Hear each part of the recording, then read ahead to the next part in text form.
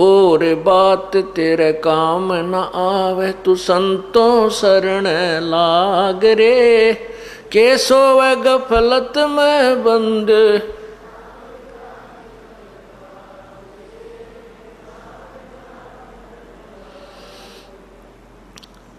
और बात तेरे काम न आवे, तू संतों शरण लाग रे। के सोवे गफलत में बंद,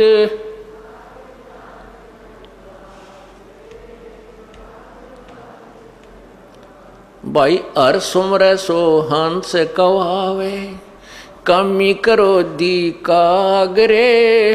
हर सुमरे सो हंस कवावे, कामी करो दी कागरे। बोरा नबर में विष के बन में, चल बेगमपुर बाग रे, चल बेगमपुर बाग रे। और बात तेरे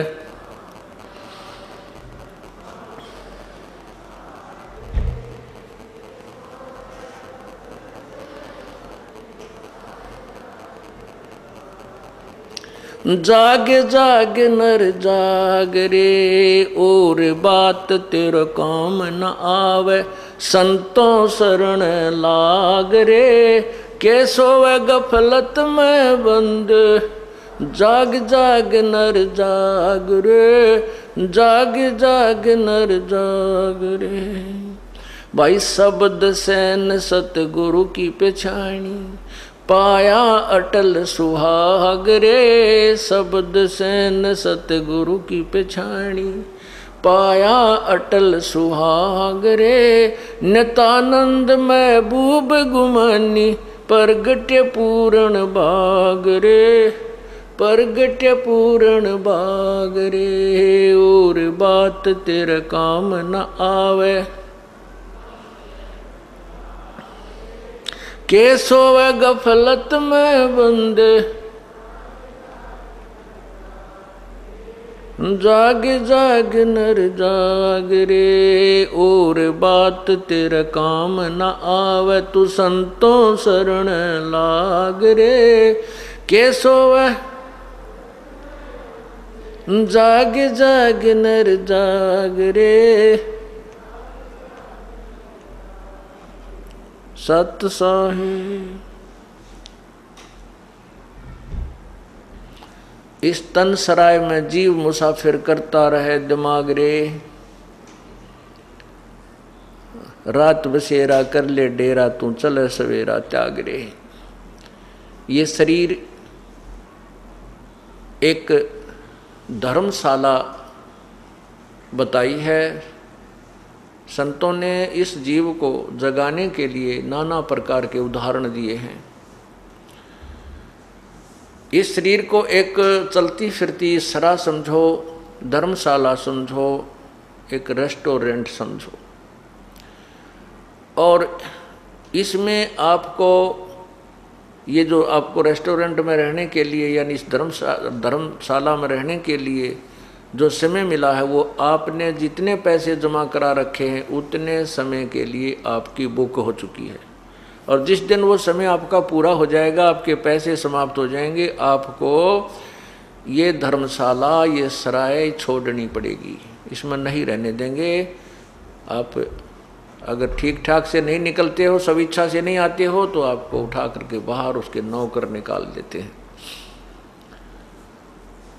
धर्मशाला आपने किस लिए धर्मशाला में गए हो, किस लिए आप दूर देश में जाकर के अपना घर छोड़ करके धर्मशाला में गए हो, रेस्टोरेंट में रुके हो, उसका उद्देश्य भी कोई अवश्य होगा।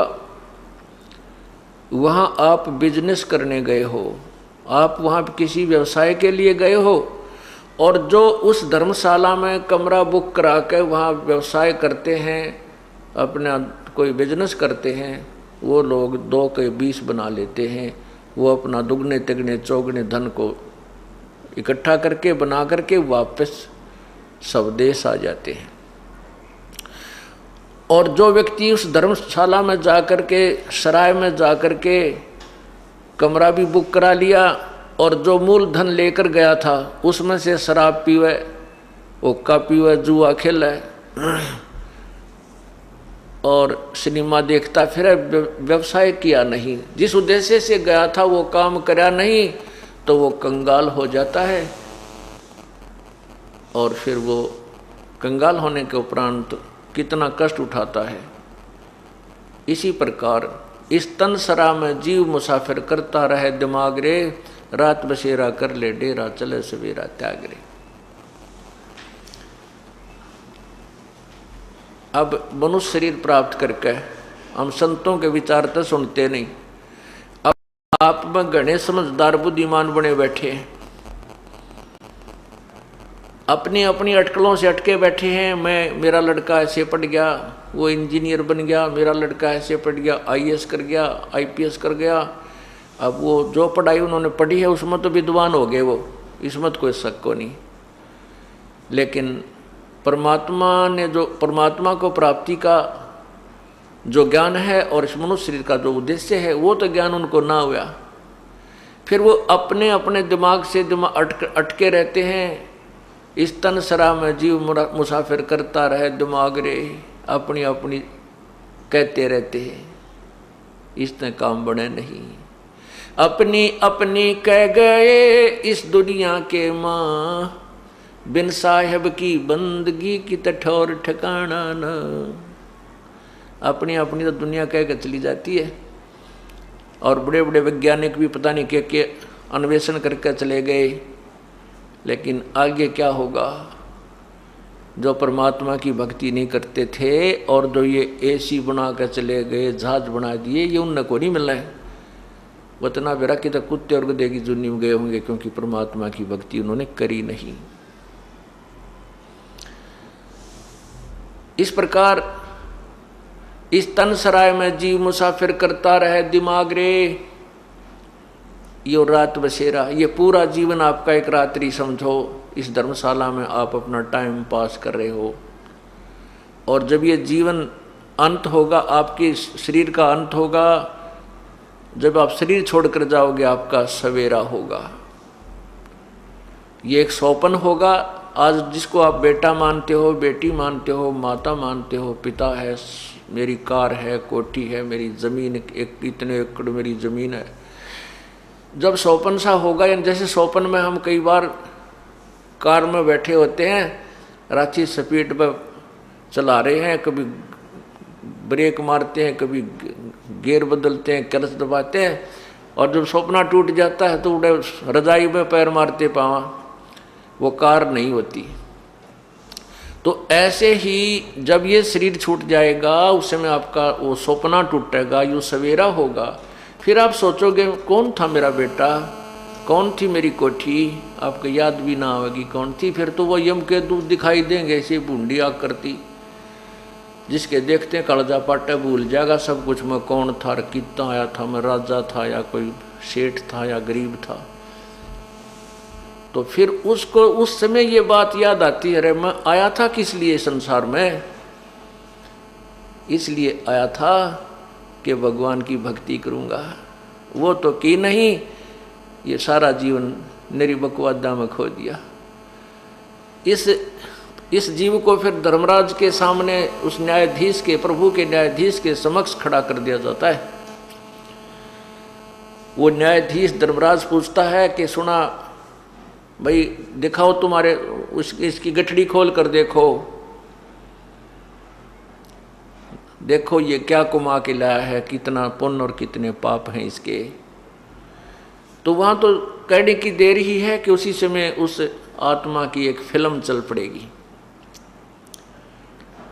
तो वो क्या देखते हैं? धर्मराज कहता है, अरे नालायक, जब तू यहाँ से गया था क्या कह रहा था कि हे भगवान मुझे एक बार मनुष्य शरीर दे दो, मैं आपकी भक्ति करूँगा, परमात्मा बजा करूँगा, कोई बकवाद नहीं करूँगा, ना शराब मांस तम्बाकू नहीं पीऊँगा, चोरी ठगी जारी नहीं करूँगा, मैं नेक नीति से आपको याद किया करूँगा प्रभु।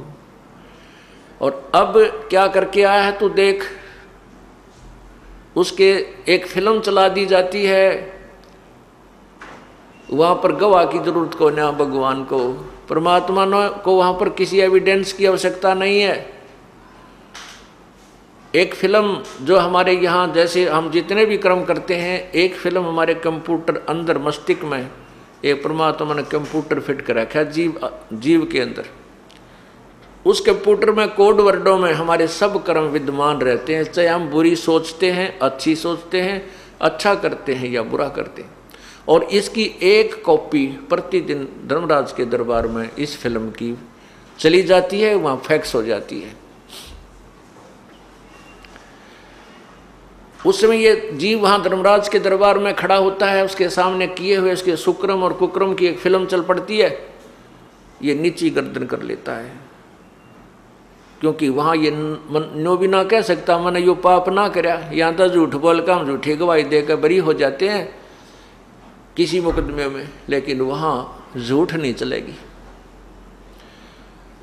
उसके लिए फिर वो क्या कहता, भगवान इब क्या गलती बन गई, एक बार मनुष्य जीवन फिर दे दो मुझे, मैं फिर आपको बहुत याद करूंगा, परमात्मा की भक्ति किया करूंगा, शुभ कर्म करूंगा, ऐसे पाप मैं फिर नहीं करूंगा जो इस फिल्म में मैं देख रहा हूं, ये मैंने बहुत गलती कर दी।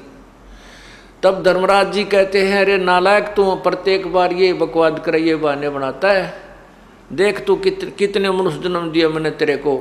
एक ट्रेलर दिखाता है उसके पिछले जन्म जन्मांतर के पिछले वो फिल्म चलाता, देख एक मनुष्य जीवन तू गया। जब क्या कह रहा है कि भगवान इब का तो मैं पूरी भक्ति करा करूँगा, परमात्मा को याद करूँगा, पूरे बुरे कर्म नहीं करूँगा, और देख तो उल्टा फिर क्या लाया इस जीवन में, वह कुकर्म करके आया, भक्ति की नहीं, इतने पाप कमा के लाया था। उससे दूसरे जन्म में देख, तीसरे में देख, चौथे में देख।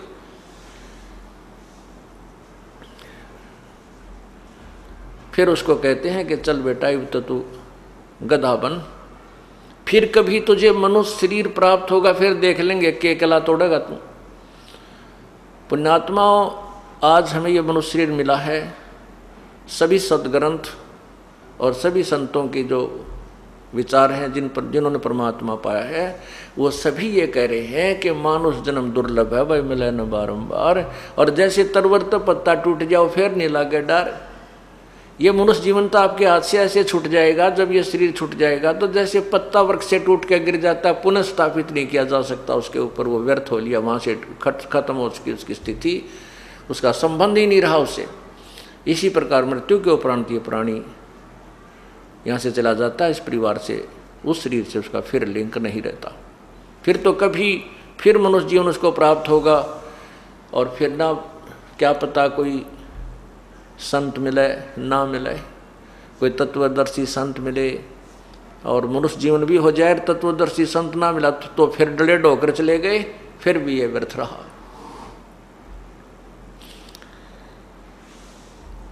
इस प्रकार परमात्मा हमें याद दिलाते हैं कि